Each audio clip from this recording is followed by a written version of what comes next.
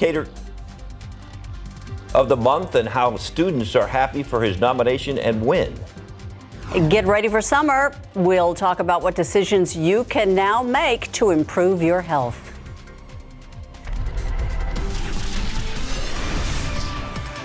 Taking a live look outside. Oh my goodness. It is dark and dreary and rainy.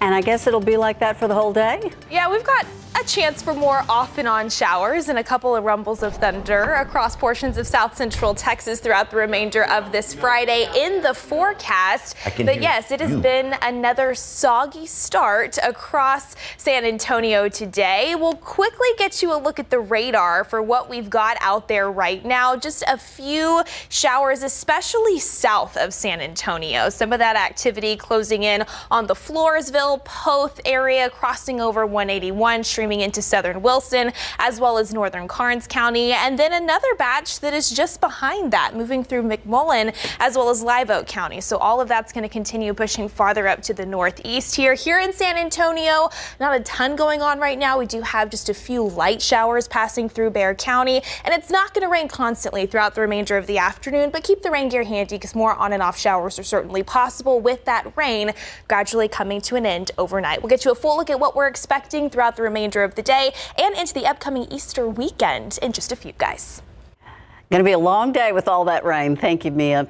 Now to a shooting that happened on Humboldt Street by Southwest Military. It was an argument between two men and a local taco truck, ending with a woman being shot and killed.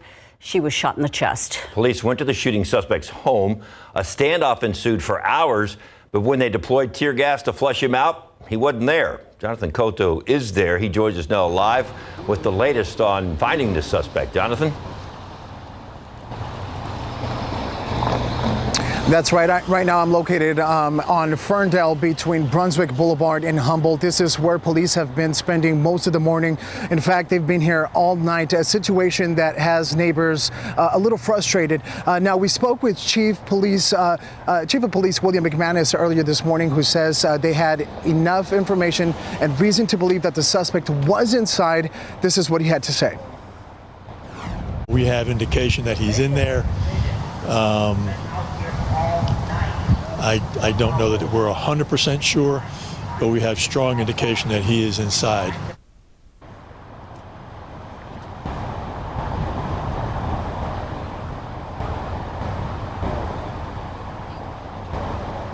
Now, we are just now learning that police were able to throw in canisters of gas inside to the home. At that moment is when they were able to breach the house, only to find that the suspect was never inside the house. Now, police are, of course, staying on top of this case, and we will also stay on top of this and bring you the latest information as that information is made available. Reporting live from the city south side, Jonathan Cotto, KSAT12 News. Thank you, Jonathan. Rain or shine, the Passion Play is a tradition that once again is taking place in downtown San Antonio in front of San Fernando Cathedral. And this annual tradition highlighting the path that Jesus Christ took during his crucifixion. Our Alyssa Cole is there. Alyssa, this is usually a very emotional moment for a lot of people, just the general public and worshipers. How's the turnout in this rain?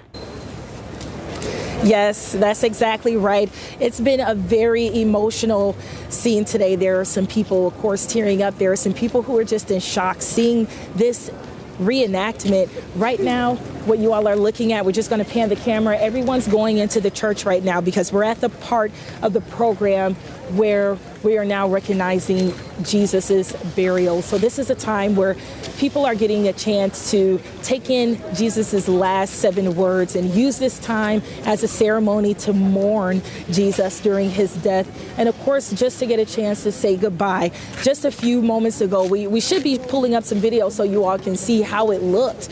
If you didn't get a chance to see it on KSAT YouTube channel, but wow, you could hear the whipping, you could hear the people calling Jesus, you know, the different names, and they were right here on these crosses right here behind me. Now, we did get a chance to speak to some people who were here, and we got a chance to speak to one family, and one wife says her born-again Christian husband, this is his first time at the Passion Play, and she's happy that he came. Listen.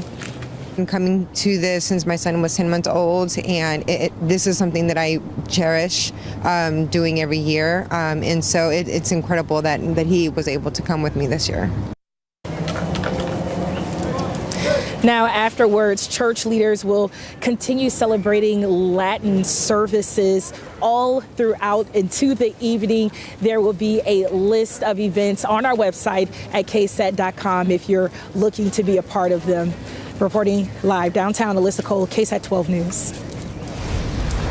Thank you so much, Alyssa. If you are hoping to offload some pounds before hitting the beach this summer, now's the time to start. CNN's Mandy Gaither with why rearranging your refrigerator should be your first step. It can happen to the best of us. Putting on a few pounds over winter isn't uncommon, but you can shed that weight by summer starting now. It doesn't take, 2 or 3 months, and you can get it done. Dr. Stephen Kopetsky with Mayo Clinic says start by eating healthier. He says to focus on consuming more whole foods, turn to fruits, veggies, and legumes. They have pulp and fiber that are non-caloric carbohydrates, so they fill you. You eat less calories, in other words. Kopetsky says we tend to eat the first things we see in the refrigerator. Rearranging your food may help. And take the 2 drawers that say fruits and vegetables, move some things down into there, like the sausages and the bacon and things like that, and then take the fruits and the vegetables and put them up so when you come home at night, you open the fridge, you see something that's healthy. Stay away from anything ultra-processed. If you're craving comfort foods, eat something healthy with it. Limiting alcohol can also cut down on calories, and Kopetsky says to also be smart about being active. If you can't make it to the gym, take the stairs wherever you go. If you're a person that walks maybe 3,000 steps a day, try to increase it to 5,000. If you're already doing good number of steps, then try to do some intervals. Easing stress is also important. Meditation or deep breathing can help. And don't forget about those Z's. Studies show there's a higher risk of weight gain when you don't get enough sleep. For Health Minute, I'm Mandy Gaither. The Community for Life Foundation continuing to help build future leaders of San Antonio. We're going to get to know a former scholarship recipient and how they continue to plan to help the people of the city going forward. Hey, the Spurs made some history last night in Austin with the city's first regular season NBA game. We've got some highlights and reaction coming up. Jefferson High School celebrating our Educator of the Month. Why this teacher's students give him a thumbs up too. Educator of the Month, brought to you by First Mark Credit Union. Yeah, we are working to recognize area educators from your entries, and today we are introducing you to Jefferson High School CTE teacher Todd Owens. He was selected as KSAT's Educator of the Month. Aside from teaching criminal justice at Jefferson High School, Mr. Owens' students tell us he is a role model, a motivator, and always there to support them. If you're ahead, great. I figured you would be. My approach to my students to tell you, I care first and foremost about them, their well-being, their health, mental, physical. Content comes second. The relationships are all that matter to me. It's your first day back this week. His students are a priority, and it shows. They tell us they were so happy and so proud to see their CTE teacher, Todd Owens, recognized as KSAT's Educator of the Month. I'd like to present you with Educator of the Month. Awesome. He's like our teacher dad, and he every day he shows how he cares about all of us and how, like, no matter what we're going through, we could always talk to him, and that he's like a shoulder to cry on for all of us. And he's always there for us and motivates us. He's really been here for us, and he did a lot for this class and a lot for every one of his students. He's really been a big motivator for me and a big person to, like, look up upon. Did you get it? Yes. As successful as Todd has been in the education field, that wasn't always the plan.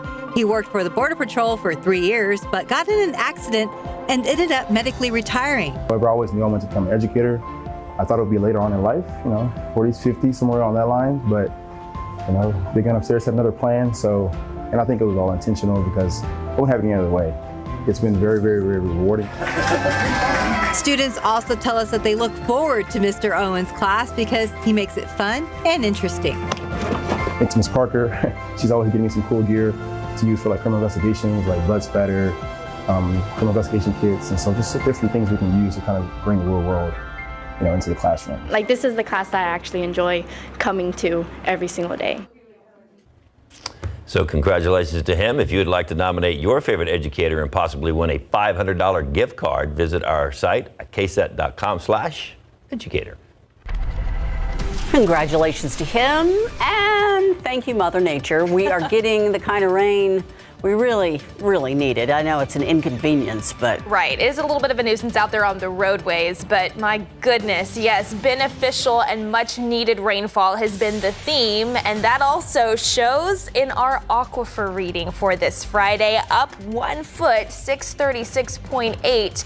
And also good news in terms of the pollen count. That rain has washed away some of the oak. Takes a significant drop today at 280 in the moderate category. Molds also have crept up just a little bit, but that oak is a lot better than what we saw out there yesterday. All right, not finished with the rain chances this Friday, but we will be for the most part for any Easter egg hunting plans you may have out there this weekend. All those details coming your way after the break.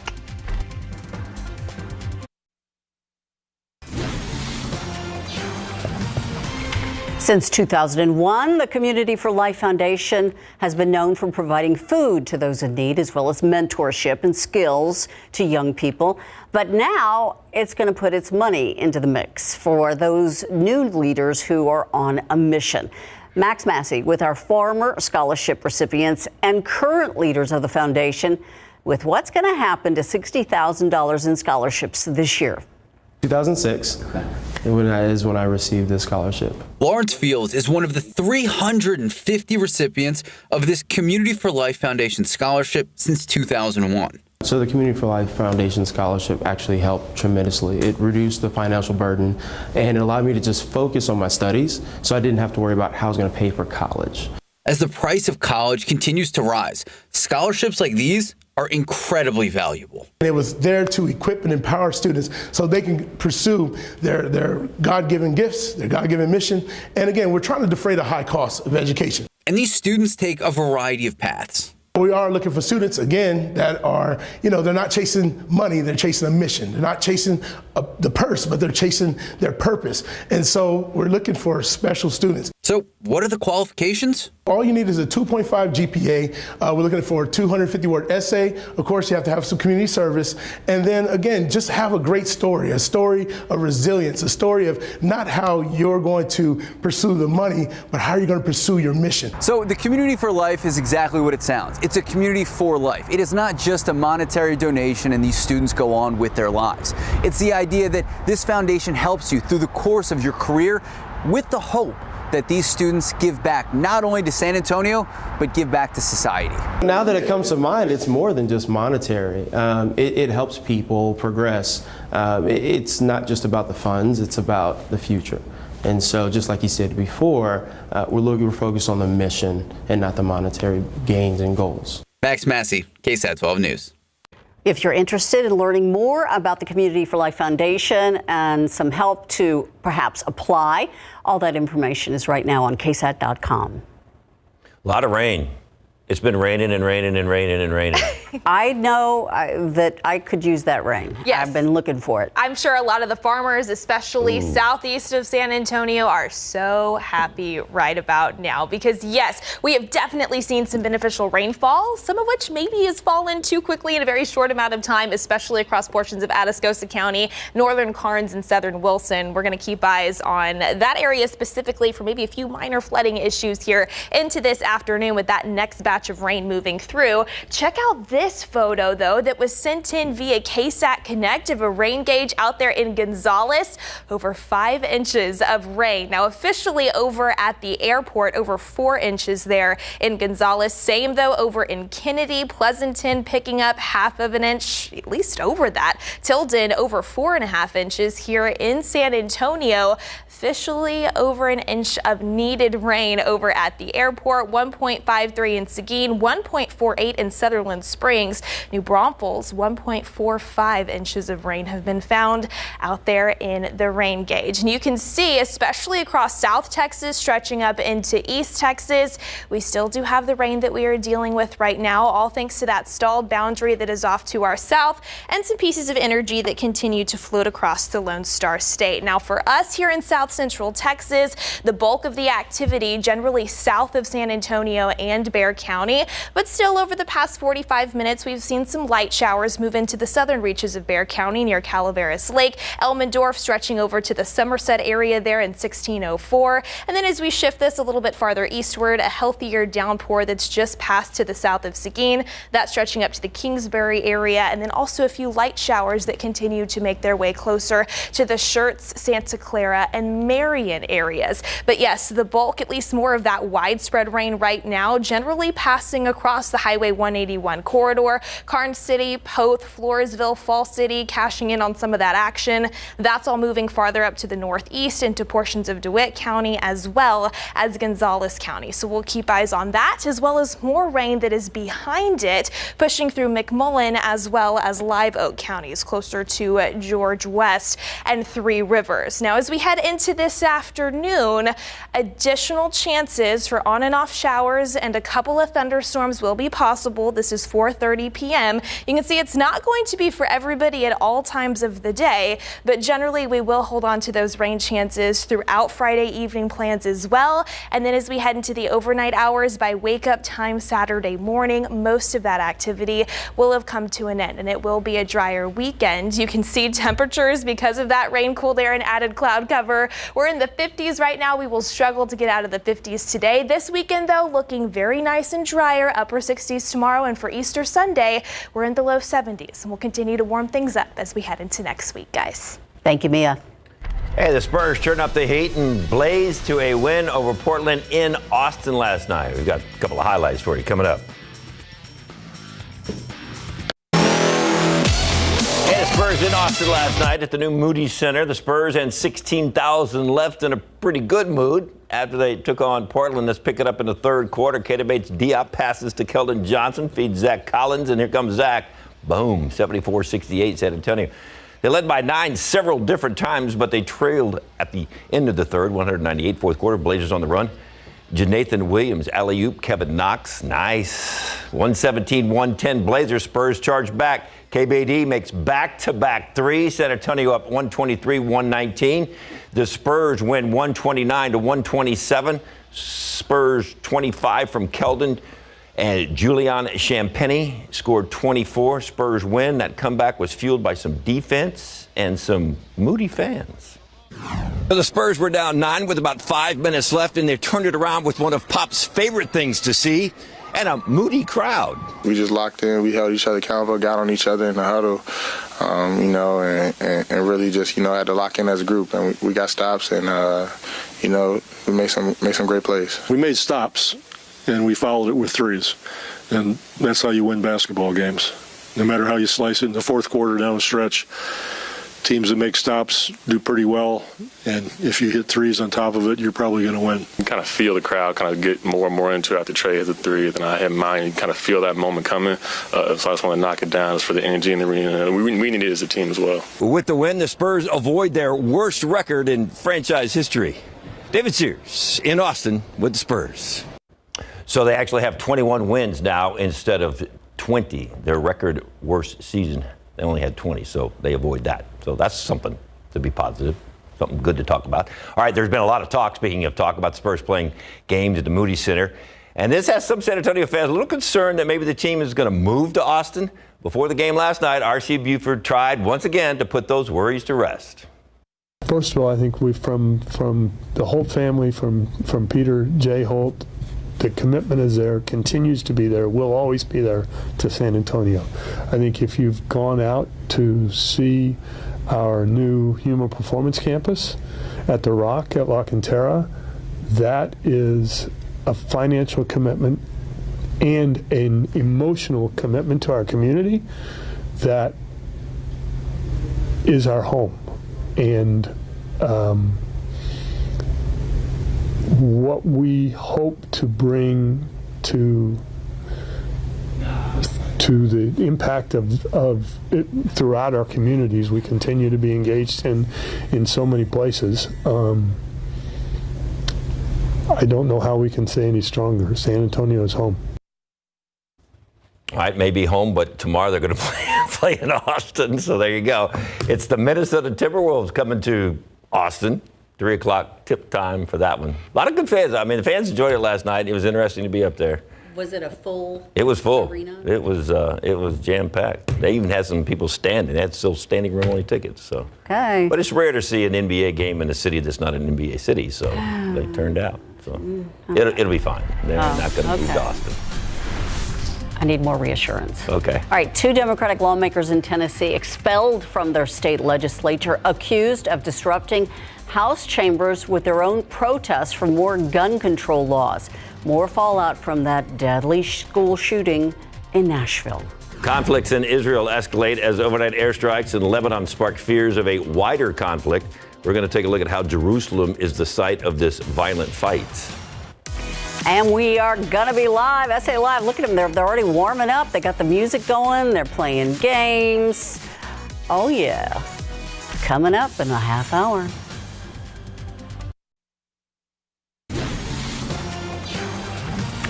An enormous escalation of violence in the Middle East today. The Israeli military launching strikes in response to a barrage of rockets launched from Lebanon. ABC's Rina Roy on how the last 24 hours are said to be the most violent exchanges in years.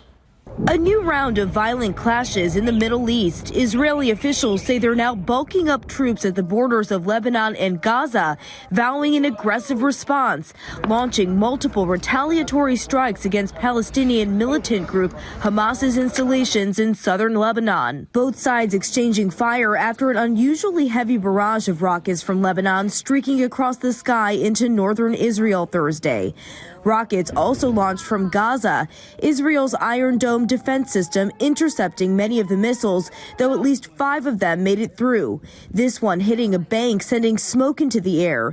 Israel also saying Palestinian militants killed 2 Israeli women, critically wounding a 3rd in a shooting attack in the West Bank. ABC's Matt Gutman on the ground in Israel. The shooting attack this morning in the West Bank that could jeopardize the efforts at de-escalation, especially since it comes at such a particularly fraught time in Jerusalem. This is the first time in 30 years that Ramadan, Passover, and Easter all coincide. Multiple times this week, clashes at Al-Aqsa Mosque in Jerusalem, one of Islam's holiest sites. On Wednesday, Palestinian worshippers attempting to barricade themselves in the mosque, pelting police with rocks and chairs. Israeli police surging in and firing rubber bullets. The White House says U.S. officials are deeply concerned, calling on all sides to de-escalate. The U.S. Embassy in Jerusalem reminding Americans to be extra cautious with security incidents often taking place without warning. Rina Roy, ABC News, New York. It is a first for Tennessee in modern history. House representatives voting to expel 2 Democratic lawmakers for their role in a gun control protest at the state capitol. ABC's Alex Perez explains what they would need to do to get their seats back. I-72, 25 days. Expelled from the House of Representatives. Overnight, the Republican-led Tennessee State House of Representatives, in an unprecedented move, voting to expel 2 of its members, only the 3rd time since the Civil War that members have been ousted. The representative's address was a compelling, eloquent statement of why he needs to be expelled. Representatives Justin Jones and Justin Pearson both ousted for violating decorum last week, protesting gun reform on the floor without being called upon. In the wake of the Nashville Covenant School shooting. Alongside the 2 black members was Representative Gloria Johnson, who's white. Republicans also attempted to expel Johnson for her participation in the protest, but that vote failed.